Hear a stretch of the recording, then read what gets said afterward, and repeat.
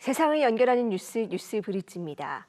올해는 세월호 참사가 일어난 지 10년이 되는 해입니다. 돌아오지 못한 아이들을 한결같이 기억하며 더 안전한 사회를 외치는 목소리가 이어지고 있는데요.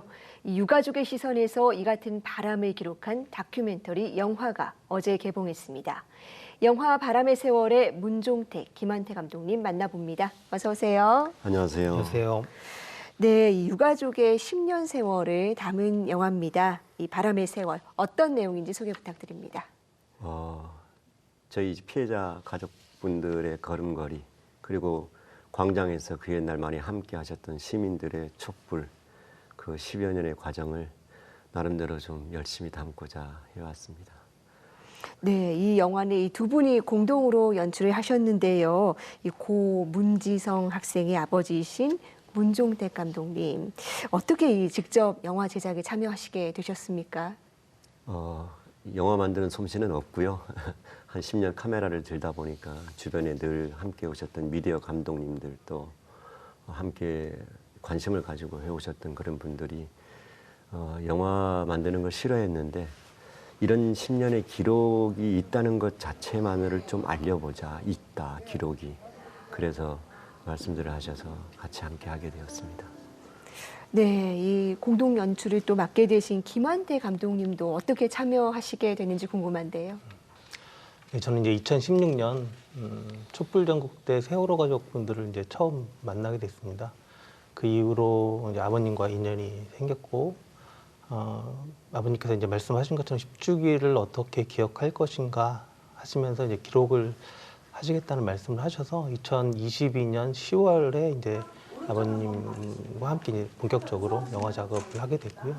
한 7테라 정도 분량을 저한테 주셨어요. 굉장히 많은 양인데, 거기에 이제 미디어 활동가들이 촬영했던 한 4테라 정도의 분량들, 이것들을 가지고 이제 영화를 만들 것을 고민하게 됐고, 중요한 거는 이제 세월호 가족분들이 10년 동안 어떤 걸음으로, 어떤 마음으로 이 시간을 걸어오셨는지 그 마음을 온전하게 전달하는 게 되게 중요했던 것 같고요. 그리고 제도 개선을 통해서 어떤 사회를 향해 나갈 것인가, 이런 바람들을 담는 것들이 목적이어서 잘 담고 싶어서 영화를 같이 하게 됐습니다. 네, 10년이라는 세월이 흘렀습니다. 여러 가지 문제 제기가 그동안에 있었고 여러 가지 요구가 있었는데, 이 참사 당시와 지금의 사회 분위기를 비교해 봤을 때 어떻게 달라진 점이 좀 있을까요? 많은 주변에서 이런 질문들을 많이 하시고, 저희 이제 피해자 가족분들이 대부분이 그냥 2014년 4월 16일에 멈춰 있다 그러는데, 외람되게도 카메라를 한 10년 들고 있다 보니까 사실 세상은 뒤로 가 있다.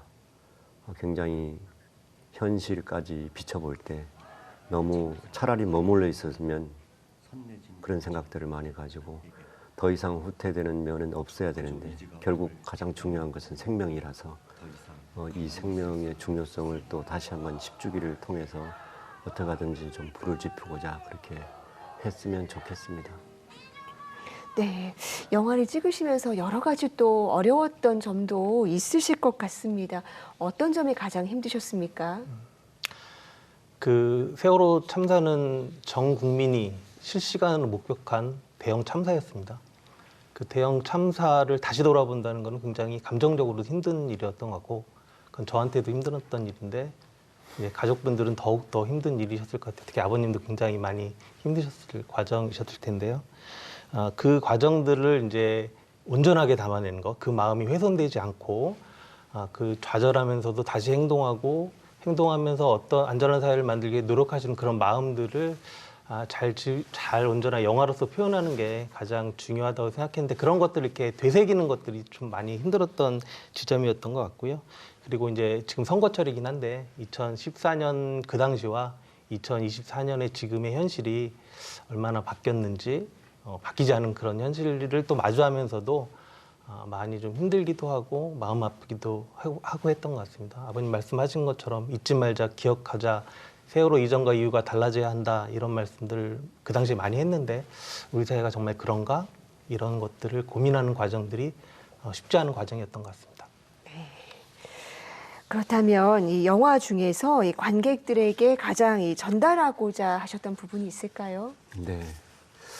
무엇보다 우리 젊은 세대들이 지금 이제 세월호 이야기는 세월호는 들었는데 이 세월호가 어떻게 돼 있는 건지 해상 사고까지만 좀 알고 있는 상황이 돼서 시간이 가다 보니까 특히나 우리 자라나는 청소년들이 세월호에 대해서 좀 세대가 빠르다 보니까 빠른 걸 좀 좋아하는 그런 면들이 있어서 이 영화를 통해서 10년 기록을 통해서 피해자들이 겪어야 할 고통들 또한 이 정부가 해야 할 일들 그 모든 것들을 좀 지켜보는 과정 속에서 극장을 나설 때 나는 지금 어떻게 해야 할 것인가 하는 그런 고민들을 좀 하고 나가는 그런 영화가 되기를 바랍니다. 예, 그렇다면 마지막으로 관객들에게 꼭 전하고 싶으신 또 메시지가 있으실까요? 제가 짧게 말씀드리고 아버님 말씀하시면 좋을 것 같은데요. 네. 관객분들이 이 영화 바람의 세월을 통해서 세월호 가족분들이 걸어온 그 10년의 시간을 마주하고 그리고 세월호 가족분들의 힘이 됐으면 좋겠다. 잊지 않고 기억하겠다라는 외침을 우리 함께 외쳤기 때문에 그런 기억들을 다시 한번 떠올리고 반추했으면 좋겠고 또 우리한테도 위로가 되고 응원이 되는 영화가 될 수 있을 것 같습니다. 그런 바람으로 영화를 좀 봐주셨으면 좋겠다 이런 바람이 있습니다. 네. 좀 꼭 좀 말씀드리고 싶은 게 있는데 무엇보다 이 다큐멘터리 영화가 가지고 있는 그 한계점이 있습니다. 이렇게 상업 영화가 아니다 보니까 그래서 아무래도 이제 극장에서 좋은 시간대 또 좋은 그런 요일대 이런 게 좀 못 미쳐서 주로 이제 오전 시간에 이렇게 극장이 좀 배치되다 보니까 그런 한계가 있는데 저희들이 걸어온 길이 어느 것 하나 쉬운 게 없었듯이 지난날 특별법 서명에 700만의 서명을 함께 해줬던 시민들을 믿고 우리가 검색해서 예약하는 것을 해서 좋은 시간대로 자연적으로 극장주들이 따라올 수 있게끔 좋은 요일에 선택될 수 있게끔 그날의 서명과 같이 10주기 바람의 세월 영화를 검색하고 예약을 좀 해주셨으면 하는 바람입니다.